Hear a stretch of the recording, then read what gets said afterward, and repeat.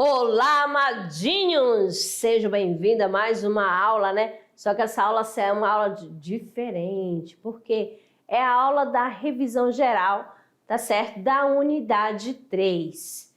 Então, vamos lá? Começando a nossa aula 64.1. Olha só, revisão da avaliação. Teremos aulas 52 e 53, que é crase, parte 1 e 2. Aula 55 e 56, a parte de literatura, o modernismo no Brasil, primeira, segunda e terceira gerações. Aula 59, não é literatura aí não, mas são as figuras de linguagem, parte 2. E aula 60, que é a produção do texto dissertativo argumentativo. Então, começando aqui, crase, mas aí, ó, o uso é obrigatório, facultativo, proibido e a ocorrência da crase, tá certo? Crase parte 1 e 2.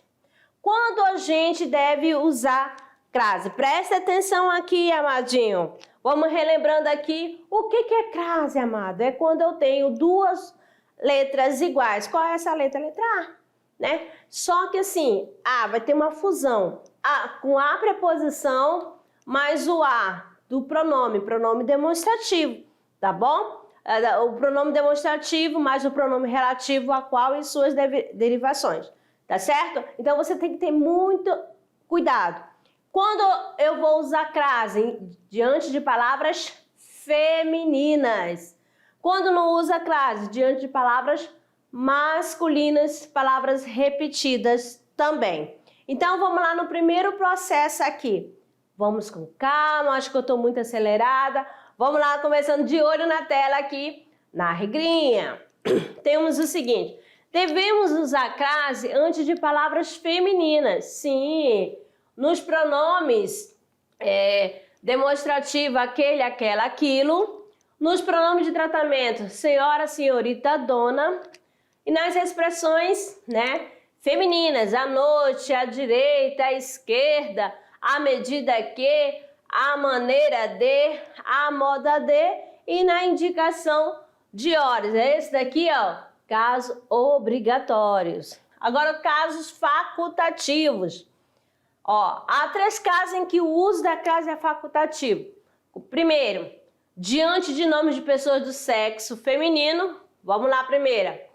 Ele fez referência a Sandra, ele fez referência a Sandra. Então, o nome Sandra, ó, feminino.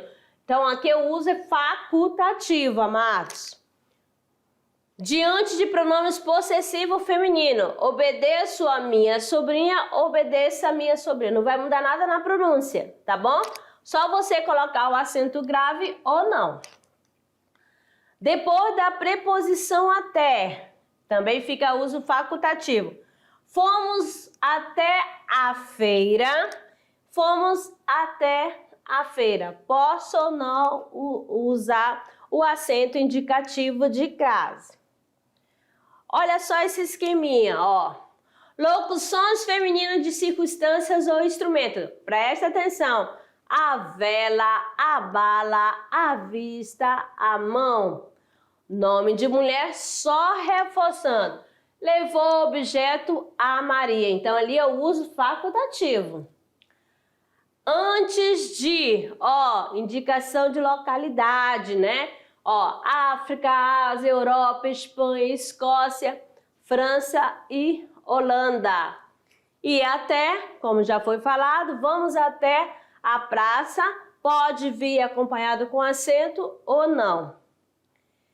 Aqui o pronome possessivo no singular, ó.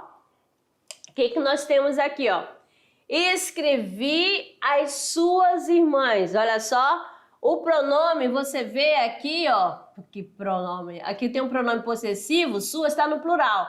Então aqui, ó, se o a estiver no plural, for as, há necessidade do uso obrigatório do acento grave.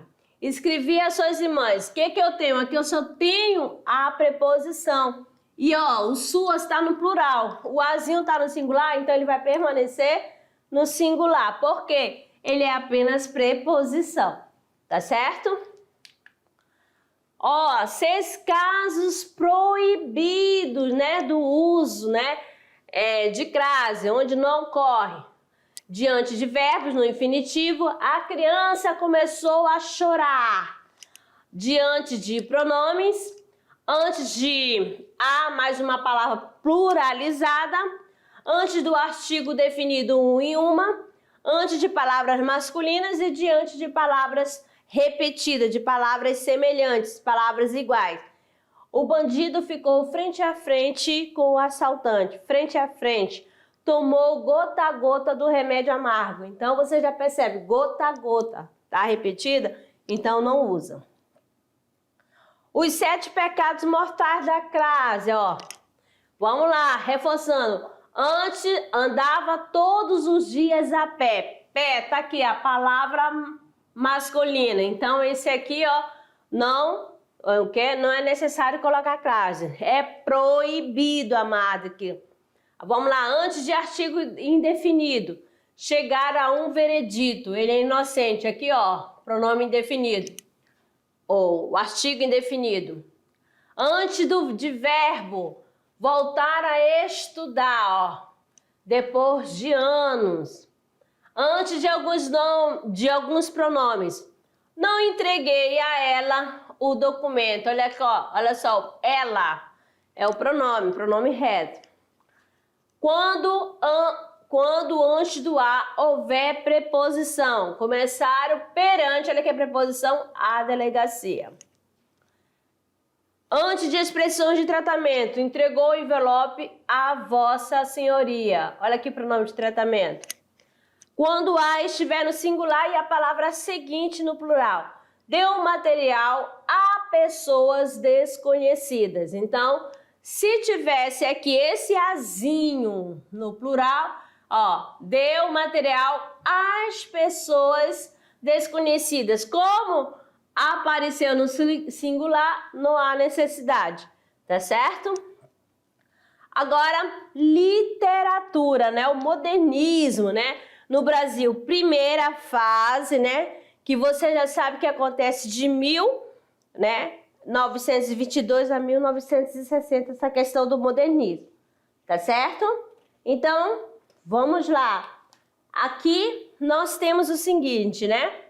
Modernismo no Brasil, a Semana de Arte Moderna de 1922, o marco do movimento modernista nas artes do Brasil. Ó, marco do movimento modernista nas artes no Brasil, da questão cultural, artística. O evento é realizado em São Paulo, marca o que ficou definido como o primeiro momento modernista no Brasil, tá certo? Que esse marco é a Semana da Arte Moderna, né? A Semana de 22, que foi o ponto de partida do modernismo, que ocorreu estrategicamente em 1922, por quê? Porque fazia 100 anos da independência do Brasil. Então, haveria necessidade, né, segundo as pessoas, de fazer uma manifestação, uma independência da questão cultural também, tá?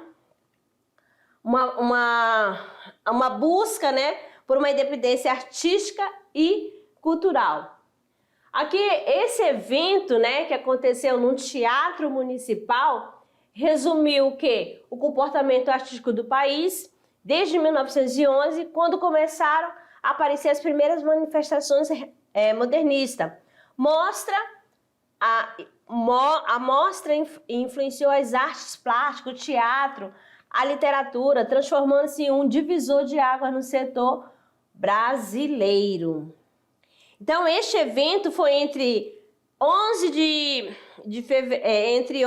18 de fevereiro de 1922, com o evento aconteceu onde? No Teatro Municipal, tá certo? Em São Paulo. Aí, esse evento foi organizado por poetas, artistas e intelectuais.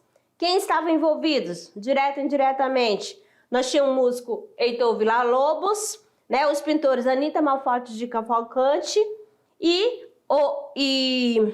alguns, né, escritores como Graça Aranha, que foi considerado o mentor do evento, e Oswald de Andrade e Ronald de Carvalho. Beleza? Na literatura brasileira, as principais características do modernismo são rompimento com as estruturas do passado, anarquismo, sentido destruidor, voltas às origens, linguagem coloquial, valorização do índio brasileiro, nacionalismo ufanista, exagerado e utópico e caráter revolucionário. Isso nós acabamos de falar a primeira fase, que vai de 1922 a 1930. Chegando à segunda fase, né? Segunda fase do modernismo modernista no Brasil, que é de 1930 a 1945. Beleza? Essa fase é normalmente subdividida em prosa e poesia.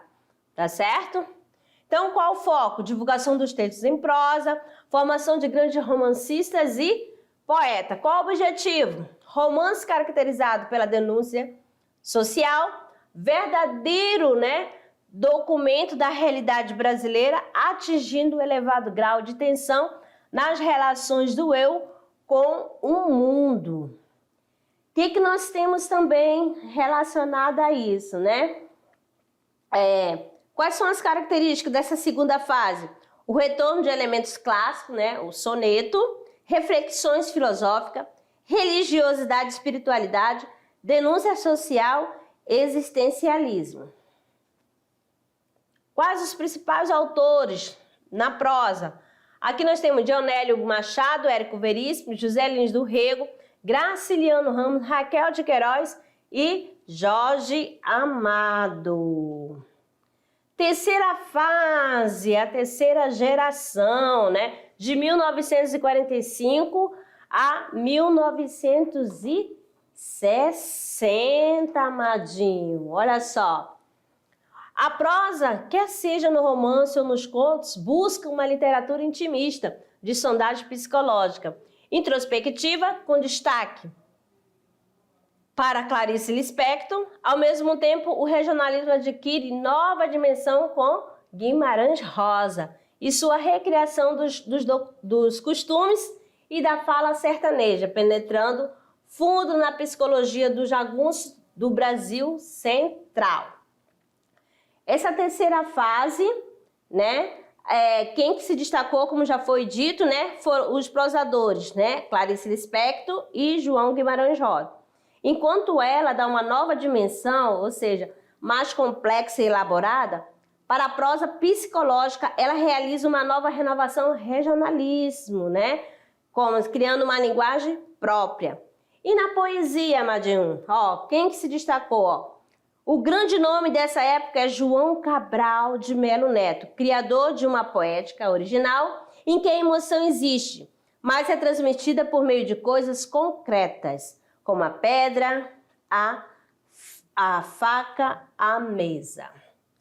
Vamos chegando agora, amada. A questão agora é a parte da estilística, que são as figuras de linguagem.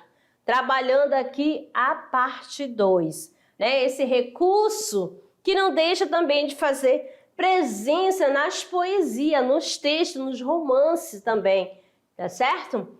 Vamos ver aqui, figuras de linguagem, figura de estilo. São a forma de utilizar as palavras em sentido conotativo, no sentido figurado, faz uso da linguagem figurada, com o objetivo de quê? De ser mais expressivo.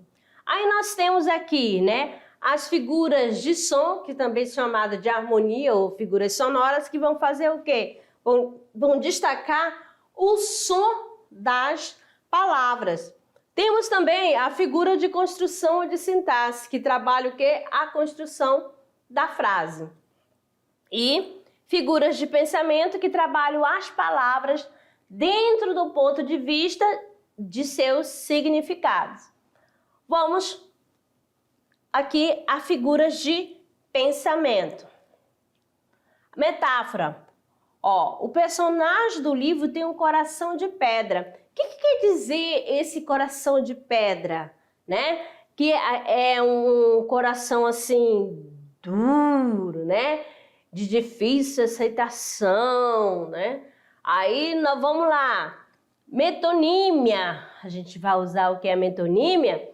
Quando faz aquela substituição, tá certo? Do autor pela obra.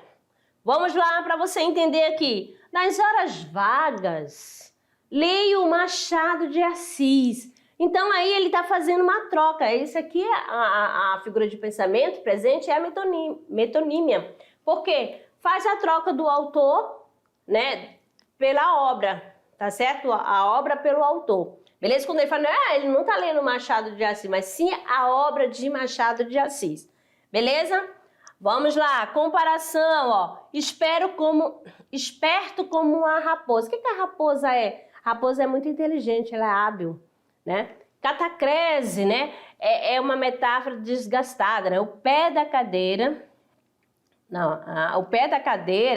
está quebrado. A cadeira tem pé, amadinho? Né?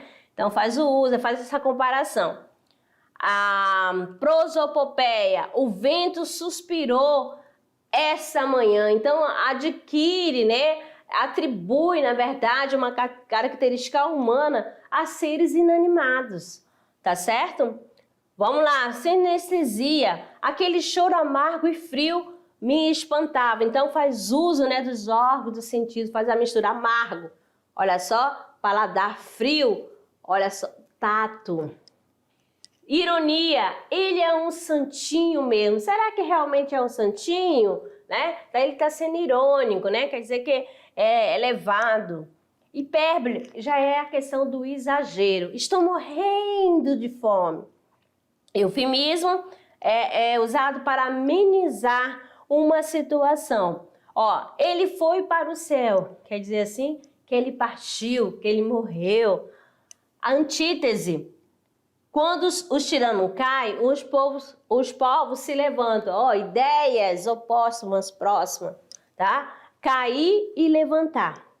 Antonomásia, o poeta dos escravos emociona a todos. Poeta dos escravos, quem é o poeta dos escravos? Castro Alves. Aqui é uma necessidade de você ter conhecimento, né? Você vai lá na sua bagagem, lá no seu HD e retira. Opa, conhecimento prévio. Poeta dos escravos, Castro Alves.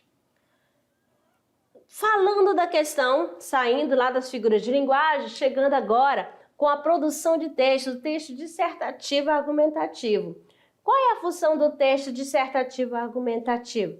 É defender um ponto de vista, né? Uma ideia, tentar convencer o leitor a mudar, né? Aderir à sua ideia.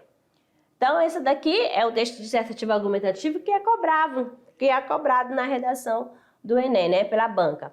Então, a estrutura da redação do Enem é a introdução, que é a contextualização do tema, indicação da tese, dos argumentos a ser explorado no desenvolvimento, né? O que é o desenvolvimento? Vai ser a apresentação de maneira organizada.